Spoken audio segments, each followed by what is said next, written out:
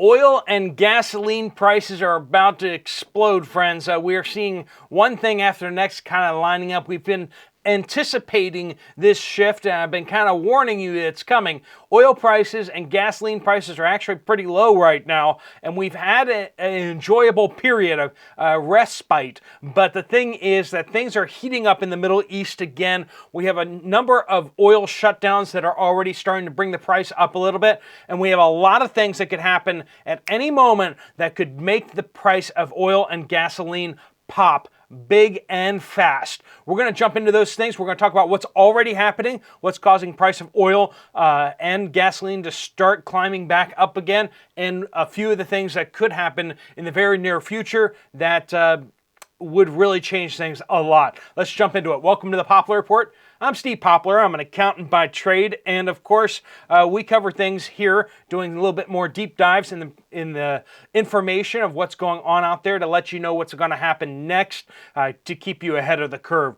Thanks so much for watching, and thanks for your updates. I am hearing some updates out there that are concerning. I'll be talking more about those in tomorrow morning's updates, but we're seeing a lot of activity, and the U.S. government is getting ready for a lot of activity. I'm trying to nail down some of the things of what's going on with that. Why are they getting prepared like that? There's something going on. Not sure what that is. If you have any information, you can always email me directly at poplarpreparedness@gmail.com. Let's jump into what we have on the table right now about oil and gas. Libya's Sharara field has been shut down due to protests. And this is the thing that's impacting oil markets right now. There are 330,000 barrels of oil per day that usually come out of that field, as well as the neighboring field that have been shut down due to protests. We're seeing this in other countries as well, not to that extent. That's a lot of oil that's being taken offline. But Ecuador has also been suffering issues with protests by indigenous peoples in their country. Because of that, they're losing about 17,000 barrels of oil per day from production. That could escalate. We've seen protests in Ecuador shut down their ports so they couldn't export oil. That has happened in the past. If trucks can't move around the country, all that kind of stuff. Ecuador is definitely a simmering pot, and we're seeing that that is continuing to impact oil prices. But Venezuela is something that is... It's not impacting oil production in Venezuela or Guyana yet, but a British warship has arrived off the coast of Guyana, and that is causing some problems. And this could escalate very quickly and could start impacting oil production there in both countries. We have Venezuela has moved 5,600 troops to the border of Guyana. They're saying that they're there to do exercises and that they will be there as long as the British warship is there. Now, there have also been other troops deployed to the border that are conducting exercises as well. Not sure why you can't do your jogging near the city in Venezuela, but why you have to go out in the jungle right up against the Guyana's border to exercise. I'm using that slightly in jest, but they are definitely trying to put pressure on Guyana, and they're trying to get Guyana to basically acquiesce to their demands.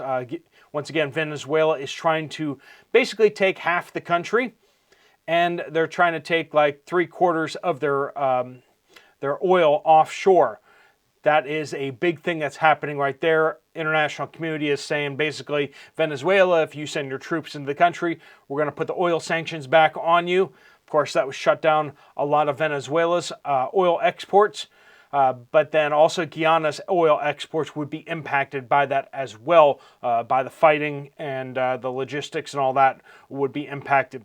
We have the Red Sea shut down, and this is surprisingly not impacting oil prices just yet. So we have Libya's 330,000 barrels of oil per day shut down, but what people don't realize is that sending all these cargo ships the long way around Africa burns up a whole lot more fuel.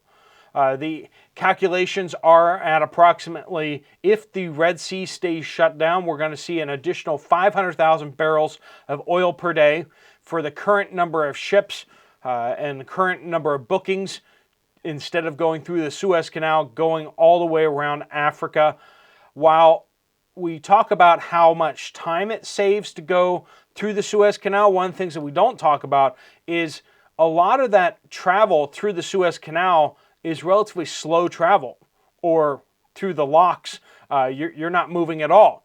The engines are shut down or idled, and you're using a lot less fuel as you're going through super calm, super slow waterways. And so this is a lot more oil that's being burned up. Of course, we have Iran right next to the Strait of Hormuz, looking at the possibility of shutting down all oil traffic through the Strait of Hormuz. A lot of oil gets out of the Persian Gulf, and even more so, oil goes through the Persian Gulf than it does go through the Red Sea, because a lot of that oil is heading to China, a lot of that oil is heading to Indonesia, a lot of that oil is headed to India, and Pakistan, of course, and a lot of oil consumption is used. A lot of that Persian Gulf oil is headed to the east and not up to Europe and such. So we see this big impact of oil from any kind of hint of shutdown in the Persian Gulf. If Iran starts shooting at ships as they go past, just like the Houthis are, that's going to cause a world of hurt. That's going to bring oil prices up dramatically very, very quickly. We're talking about over $100 a barrel per day, in just a matter of days. So oil prices, expect them to be going up, and expect the possibility that they could go up dramatically in the near future. There was a big funeral, remembrance of the general that was killed by a U.S. drone strike in Iraq. That general was the head of the Iranian Revolutionary Guard. There were thousands and thousands of people who attended this memorial in Iran, and there were 2 explosions in the crowd, and that over 100 people were killed. Over 100 people were wounded as well in this attack. Was this Israeli attack? Was this a false flag done by the Iranian government? Was this Iranian revolutionaries or separatists that did this? Was this the CIA of the United States? What happened here? Whatever happened was not meant to. It was meant to provoke conflict, right? That was not a revenge strike against certain individuals. That was meant to provoke a response from Iran, and Iran may respond to that. That's just happening and developing today. We're going to see what happens there. We also see what's happening between Israel and Lebanon. That drone strike inside Beirut, the capital city of Lebanon, is potentially going to draw a response from Lebanon. Almost certainly will draw a response from Hezbollah. So we see major escalations across the Middle East, and all it's going to take is somebody to start shooting at oil tankers for the price of oil to go dramatically higher. So if you have gas cans that you need to rotate, that you need to fill up, this might be a good time to go ahead and do that. Be thinking about what you're doing. Definitely don't be getting gas guzzler cars right now. If you're making purchases, making decisions on what vehicles to get. Used car prices are down significantly right now, but they are continuing lower. I don't know why anyone would buy a brand new car right now with used car prices coming back down. As long as you can wait for a used car, the better, because like I said, prices are continuing to drop. There are tons of repos happening out there right now. The repo lots are jammed packed. That's what we're hearing from our people, that the car auctions are just absolutely full. So if you're looking for used cars, car auctions and those prices should be trickling down to used car lots, as well as people who are flipping those cars on the side.